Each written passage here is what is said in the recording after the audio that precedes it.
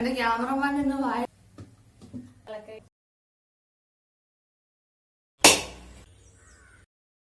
Hi friends, എല്ലാവരും സുഖമായിട്ടിരിക്കുകയാണോ?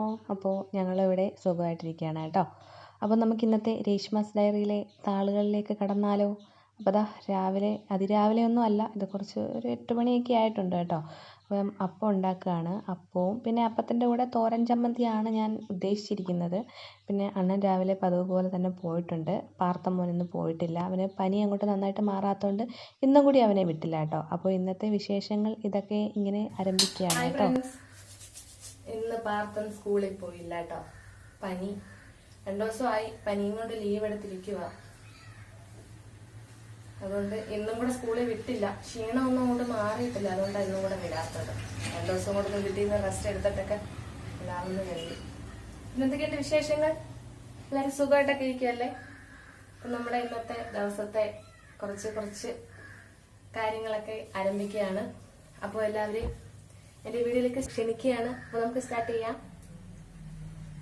അപ്പോൾ come on. അപ്പോൾ അടുപ്പയിൽ ഇരിക്കുന്നു. ഇപ്പൊ ഉറക്കത്തിൽ എണ്ണീറ്റതേ ഉള്ളൂ, പല്ലൊക്കെ തേച്ചിട്ട് വന്നിട്ടേ ഉള്ളൂ. അവിടെ ഞാൻ കരുതി ചൂടോടെ അപ്പം ഉണ്ടാക്കി കൊടുക്കാം, പനിയൊക്കെ അല്ലേ. അല്ലാതെ അപ്പം ഉണ്ടാക്കി വെച്ചിരുന്ന തണുത്ത് പോകത്തില്ലേ. അണ്ണൻ പിന്നെ രാവിലെ പോയി, ചോറ് കൊണ്ടുപോകണ്ടായിരുന്നു. ഇനി എല്ലാം ഒന്നിനും സ്റ്റാർട്ട് ചെയ്യണം. അപ്പൊ നമുക്ക് ആരംഭിക്കാം. എല്ലാവരെയും രേഷ്മാസ് ഡയറിയിലേക്ക് സ്വാഗതം ചെയ്യണം കേട്ടാ. അപ്പോൾ അപ്പങ്ങളൊക്കെ ഓരോന്ന് ഇങ്ങനെ ചുട്ടുകൊണ്ടേ ഇരിക്കുകയാണ്. ചൂടോടുകൂടി കൊടുക്കാമല്ലോ, പനിയൊക്കെ ആയതുകൊണ്ട്. പിന്നെ തോരൻ ചമ്മന്തി ഉണ്ടാക്കി വെച്ചിട്ടുണ്ട്. പാത്തമ്മ വന്നിരിക്കുന്നതെന്ന് പറഞ്ഞാൽ നമ്മൾ ഇവിടെ പളനിക്ക് പോകുമ്പോൾ ഇങ്ങനെ പിശയ്ക്കായിട്ട് ഇറങ്ങത്തില്ലേ കാവടിയും കൊണ്ട്. അങ്ങനെ കാവടി വന്നപ്പം ഭസ്മം വാങ്ങിച്ചതാണ്, അതെനിക്ക് തൊട്ട് തന്നെ. നിങ്ങളുടെ അവിടെയൊക്കെ ഇങ്ങനെ തന്നെയാണോ? ഞങ്ങളുടെ ഇവിടെ ഇങ്ങനെയാണ് കേട്ടോ. നമ്മൾ പൈസ കൊടുക്കുമ്പോൾ കാവടി ചൂടപ്പവും തോരൻ ചമ്മന്തി വരുന്ന കേട്ടോ കാപ്പിക്ക്. അപ്പൊ അവന് കൊടുക്കട്ടെ. അങ്ങനെ പാർത്തമ്മോന് അപ്പവും തോരൻ ചമ്മന്തിയും എല്ലാം കഴിക്കാൻ കൊടുത്തു കേട്ടോ. പിന്നെ നമ്മുടെ പുളി ഉണ്ടല്ലോ, നമ്മൾ ഉണങ്ങാനായിട്ട് അടുപ്പിൻ്റെ മുകളിൽ ഇങ്ങനെ വെച്ചിരുന്ന ആ പുളിയാണ്. അതെന്തായാലും ഒരു പരുവത്തിനൊക്കെ ഉണങ്ങി കിട്ടിയിട്ടുണ്ട്. എന്നാലും ഒരു പരുവത്തിനല്ല, നല്ലതുപോലെ ഉണങ്ങി കിട്ടിയിട്ടുണ്ട്. പിന്നെ ഇപ്പോൾ വെയിൽ മുറ്റത്ത് നന്നായിട്ട് വന്നതുകൊണ്ട് ഈ ഒരു ഭാഗത്താണെങ്കിലുണ്ടല്ലോ രാവിലെ മുതൽ വൈകുന്നവരെ നല്ല വെയിലാണ്. പിന്നെ അവിടെ ആ സിമെൻറ്റ് തറയും കൂടി ആയതുകൊണ്ട് ആ തറയിൽ നല്ല ചൂടല്ലേ. അതിൻ്റെ ചൂടും മുകളിലെ ചൂടും അടിയിലെ ചൂടും ഒക്കെ ആകുമ്പോൾ നല്ലതുപോലെ കാവും. ഇനി അതെടുത്ത് എണ്ണ ഒഴിച്ച് പുരട്ടി ഇങ്ങനെ വെക്കണമെന്ന് പറയുന്നു. അതെങ്ങനെയാണെന്ന് അറിയത്തില്ല, അത് ചെയ്യണം. പിന്നെ അതെല്ലാം കഴിഞ്ഞിട്ട് അകത്തേക്ക് കയറിയിട്ടുണ്ട്. നമുക്ക് തേങ്ങ ആവശ്യമാണ് കേട്ടോ. തേങ്ങ ആവശ്യമാണെന്ന് പറഞ്ഞാൽ നമ്മൾ ഇനി സ്റ്റോക്ക് ചെയ്ത് വെക്കുന്ന സാധനങ്ങളൊക്കെ തീർന്നിട്ടുണ്ടായിരുന്നു. അപ്പോൾ നമുക്കിത് വീണ്ടും റീഫില്ല് ചെയ്ത് വെക്കണം. അപ്പോൾ അതിനായിട്ട് ഞാൻ തേങ്ങ എടുക്കുകയാണ്. തേങ്ങ പൊട്ടിച്ച് കഴിഞ്ഞാൽ പിന്നെ അതിൻ്റെ വെള്ളം നമ്മൾ കളയാറില്ലല്ലോ. തേങ്ങാ വെള്ളം നമ്മൾ കുടിക്കുകയാണ് ചെയ്യുന്നത്. ഞാൻ 2 തേങ്ങ പൊട്ടിച്ചിട്ടുണ്ട് കേട്ടോ. 2 തേങ്ങയുടെ വെള്ളം ഉണ്ടായിരുന്നു. പക്ഷെ കുറച്ച് വെള്ളമേ ഉള്ളായിരുന്നു. വെള്ളം നല്ല മധുരമുള്ള വെള്ളമായിരുന്നു. വീട്ടിൽ ചെല്ലുമ്പം അമ്മയും അച്ഛനൊക്കെ ഇങ്ങനെ പറയുന്നതാണ്, മാക്രിബ് എടുക്കാത്ത ലോകത്തിലെ ഒരേ ഒരു വെള്ളം തേങ്ങാ വെള്ളമാണെന്നാണ് പറയുന്നത് കേട്ടോ. അതായത് കിണറ്റിലും എല്ലാം മാക്രി ഉണ്ടല്ലോ, അതായത് തവളയുണ്ടല്ലോ. അപ്പോൾ അതിനകത്തിലെല്ലാം തവള പെടുക്കുമെന്നല്ലേ പറയുന്നത്. അപ്പോൾ തേങ്ങയ്ക്കകത്ത് കയറി തവളയ്ക്ക് പെടുക്കാനൊക്കത്തില്ലല്ലോ.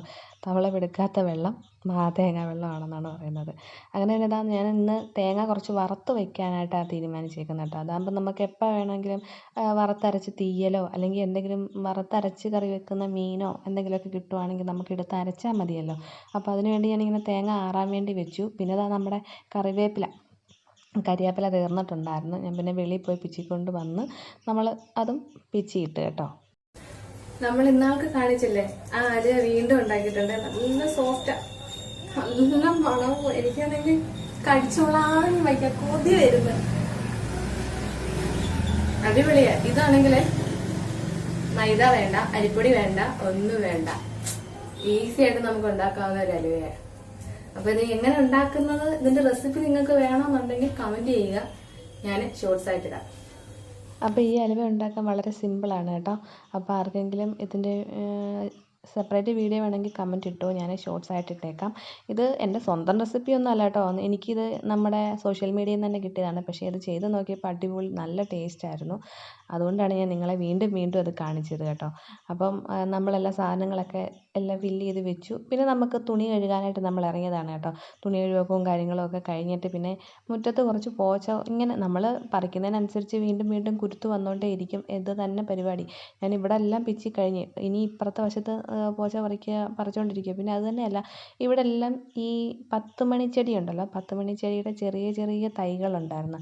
അപ്പോൾ അതും ഞാനിങ്ങനെ അത് പറിച്ച് കളയുന്നില്ല, അപ്പോൾ അത് നടാൻ വേണ്ടി ഞാൻ കുറച്ച് സ്ഥലം ഇങ്ങനെ ഒഴിച്ചിട്ടിട്ടുണ്ടായിരുന്നു കേട്ടോ. അപ്പം ഇവിടുന്ന് കിട്ടിയ കുറച്ച് 10 മണി തൈകൾ കുഞ്ഞ് അങ്ങുഞ്ഞേ ഉള്ളൂ, ഓരോന്നേ ഉള്ളൂ. പക്ഷേ ഇതിനധികം മണ്ണ് വേണ്ട, കുറച്ച് മണ്ണ് മാത്രം മതി. അത് അവിടെ കിടന്നങ്ങ് കിളിച്ച് നന്നായിട്ട് മൊത്തത്തിൽ പടർന്ന് കിളിച്ചോളും. അപ്പോൾ പാർത്തമ്മൻ്റെ കയ്യിലെടുത്ത് കൊടുത്തു. അങ്ങനെ അവൻ അത് അവിടെ നടുകയാണ് കേട്ടോ.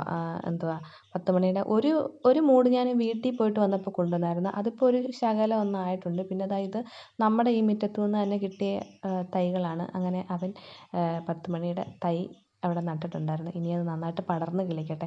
പണ്ടിവിടെ ആ ഒരു ഭാഗത്ത് ശരിക്കും 10 മണി ചെടി ഉണ്ടായിരുന്നു. പല കളറ്, വെള്ള, മഞ്ഞ, മജന്ത, ഒത്തിരി കളർ 10 മണി ചെടി ഉണ്ടായിരുന്നു കേട്ടോ. അതെല്ലാം നശിച്ചു പോയതായിരുന്നു. പിന്നെ നമ്മുടെ മുറ്റത്തെ പോച്ചയെല്ലാം പറിച്ചു നല്ല വൃത്തിയാക്കി എടുത്തിട്ടുണ്ടായിരുന്നു കേട്ടോ. അപ്പോഴത്തേക്കിനും പിന്നെ ഒരു വൈകുന്നേരമൊക്കെ ആയി. അങ്ങനെ പിന്നെ ചായ കുടിയും കാര്യങ്ങളും ഒക്കെ നമ്മളിതിൻ്റെ ഇടയ്ക്കൂടെ നടത്തി. അമ്മ പിന്നെ ആണെങ്കിൽ മുറ്റത്തിരുന്ന് മടലൊക്കെ ഇങ്ങനെ കീറുന്നുണ്ടായിരുന്നു കേട്ടോ. അതിങ്ങനെ വെയിൽ കൊണ്ട് ഉണങ്ങി കഴിയുമ്പോൾ നമുക്ക് അടുപ്പിൽ വെച്ച് തീയരിക്കാമല്ലോ. പിന്നെ നമ്മുടെ അലുവയുടെ ചൂടൊക്കെ മാറി നല്ല സെറ്റായിട്ടുണ്ടായിരുന്നു. പാത്രത്തിൽ നിന്ന് വിണ്ടു പോരുന്നത് കണ്ടോ. നല്ല ജെല്ലി പരുവത്തിൽ ഇങ്ങനെ ഇരിക്കുക കേട്ടോ. നല്ല സോഫ്റ്റായത്, എന്താ പറയണ്ടേ, അത് വായിലോട്ട് ഇട്ടാൽ മതി അരിഞ്ഞു പോകുന്ന രീതിയിലുള്ള അലുവയായിരുന്നു കേട്ടോ. ഇത് പറഞ്ഞെനിക്ക് ഫലിപ്പിക്കാൻ അറിയത്തില്ല. നിങ്ങൾക്ക് ആർക്കെങ്കിലും ഇതിൻ്റെ റെസിപ്പി വേണമെങ്കിൽ കമൻറ്റ് ചെയ്തോ. ഞാനിത് ഷോർട്സ് ആയിട്ട് തന്നെ ഇട്ടേക്കാം കേട്ടോ. അപ്പോൾ നമ്മുടെ അലുവയൊക്കെ കട്ട് ചെയ്തിട്ട് ഞാൻ കഴിക്കാൻ പോട്ടെ. എൻ്റെ ക്യാമറമാൻ ഇങ്ങനെ നോക്കി നിൽക്കുക. സത്യമായിട്ട് അവൻ്റെ വായിന്ന് വെള്ളം വരുന്നുണ്ടായിരുന്നു കേട്ടോ. ഞാനിത് മുറിച്ചപ്പോഴും ഞാനിത് കഴിച്ചപ്പോഴും ഒക്കെ നല്ല സോഫ്റ്റ് ആണെന്നേ. അത് അത്രയ്ക്ക് സോഫ്റ്റായത്. നിങ്ങളിത് ഒരു ദിവസം ട്രൈ ചെയ്ത് നോക്കണം. വായിലിട്ടാൽ അലിഞ്ഞു പോവും. അത്രയ്ക്ക് സൂപ്പർ ആൻഡ് ടേസ്റ്റിയാണ് കേട്ടോ. വായിലിട്ട് അലിഞ്ഞു പോവും. എന്റെ ക്യാമറമാൻ ഇന്ന് വായിക്കൂടെ വെള്ളം ഒഴുകിക്കൊണ്ടിരിക്കുക. ചുമ്മാതെ ഇന്നത്തേക്ക് ഇത്ര മാത്രം. രേഷ്മാസ് ഡയറിയിലെ താള് ഇന്നിപ്പോൾ ഇവിടെ വെച്ച് അടയ്ക്കുകയാണ് കേട്ടോ. നമുക്ക് അടുത്ത ദിവസം നല്ല നല്ല വിശേഷങ്ങൾ ഉൾക്കൊള്ളിച്ച ഡയറിയുമായിട്ട് ഞാൻ എൻ്റെ പുതിയ ഓർമ്മക്കുറിപ്പുകളുമായിട്ട് ഞാൻ വരുന്നതായിരിക്കും. എല്ലാവരോടും എന്നെ സപ്പോർട്ട് ചെയ്യുന്ന എല്ലാവരോടും ഞാൻ എൻ്റെ ഹൃദയത്തിൻ്റെ ഭാഷയിൽ ഒരുപാട് നന്ദി പറയുന്നു. അപ്പം നമുക്ക് വീണ്ടും നല്ല നല്ല വിശേഷങ്ങളുമായിട്ട് കാണാം. എല്ലാവരോടും സേഫായിട്ട് ഇരിക്കുക. Take care. Keep smiling. Reshma signing off.